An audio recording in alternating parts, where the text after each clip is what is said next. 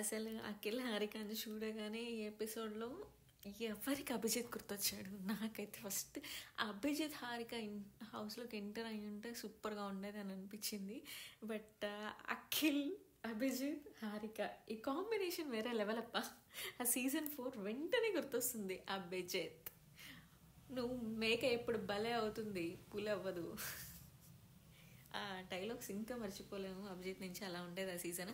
So వీళ్ళ హౌస్లోకి enter అవ్వగానే విష్ణుకి కొంచెం సజెషన్స్ అయితే ఇస్తాడు అఖిల్. ఆ గ్యాప్లో వీళ్ళకి అఖిల్కి హారికకి మధ్యలో గొడవలు అవుతాయి. బట్ అవినాష్ వచ్చి ఇది సీజన్ 4 కాదు సీజన్ 8 అని చెప్పేసి చెప్తాడు. విష్ణుకి ఓపెన్గా సజెషన్స్ ఇస్తాడు అఖిల్ అయితే.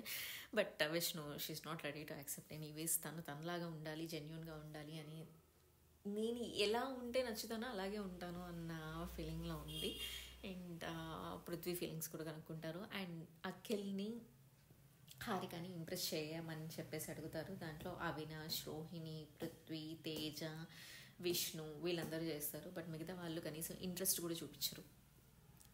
అది వాళ్ళకి ఏమి బయట టాస్క్ ఇచ్చి పంపించారో మనకి తెలియదు. బట్ వీళ్ళనైతే ఇంప్రెస్ చేయమని చెప్పేసి అడుగుతారు. వీళ్ళందరూ ఇంప్రెస్ చేస్తారు. ఇంప్రెస్ చేసిన వాళ్ళలోంచి అఖిల్, హారిక, గౌతమ్ని, రోహిణిని సెలెక్ట్ చేసుకుంటారు. మిగతా వాళ్ళని గౌతమ్ అండ్ రోహిణి వీళ్ళిద్దరూ కలిసి ఇంకో ఇద్దరిని సెలెక్ట్ చేసుకోవాలి. అందులో టాస్క్ పరంగా ఎవరైతే తక్కువ వాడతారో, ఎవరిని కొంచెం సెలెక్ట్ చేసుకుంటే వీళ్ళు గెలుస్తారో దాన్ని బట్టి వీళ్ళు టేస్టీ తేజాని, విష్ణుప్రియాని సెలెక్ట్ చేసుకుంటారు. ఎందుకంటే వీళ్ళు టాస్క్ వస్తే కొంచెం తక్కువ పర్ఫామ్ చేస్తారు కాబట్టి వీళ్ళని సెలెక్ట్ చేసుకున్నారు. అది స్ట్రాటజిక్గా, అది స్ట్రాటజీ అని అనుకోండి. అండ్ బిగ్ బాస్ వీళ్ళు హారికని, అఖిల్ని ఒక 6 ఇచ్చేసి 2 సెలెక్ట్ చేసుకోమని చెప్తారు. అందులో వీళ్ళు బ్యాలెన్స్ అండ్ స్పీడ్ సెలెక్ట్ చేసుకుంటారు. ఆ బ్యాలెన్స్ అండ్ స్పీడ్ టాస్క్లో స్పీడ్ టాస్క్ వచ్చేసి లిమిట్లెస్ అనేది అరేంజ్ చేయాలి.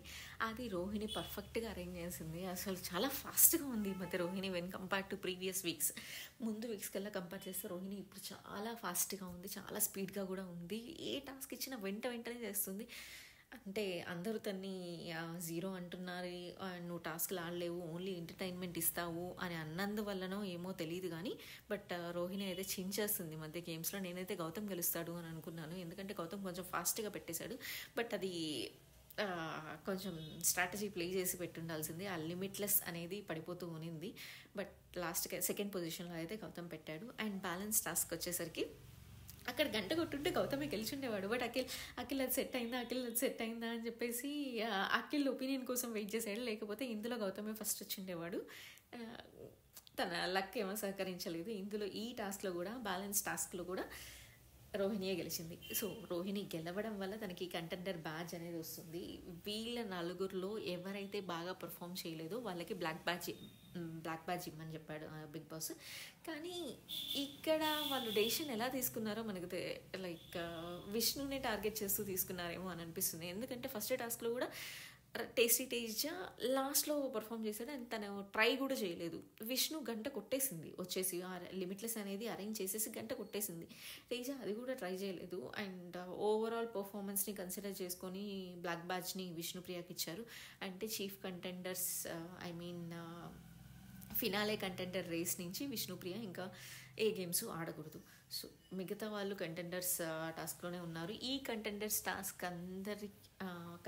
అందరికీ కలిపి మళ్ళీ ticket to finale final task ఏమైనా పెడతారేమో. ఒకరికే వస్తుంది ఫైనల్గా అయితే టికెట్ టు ఫినాలే. మరి ఎవరికి వస్తుందో చూడాలి. ఈ రోజు అయితే మన ప్రియాంక అండ్ మానస్ హౌస్లోకి ఎంటర్ అవుతారు.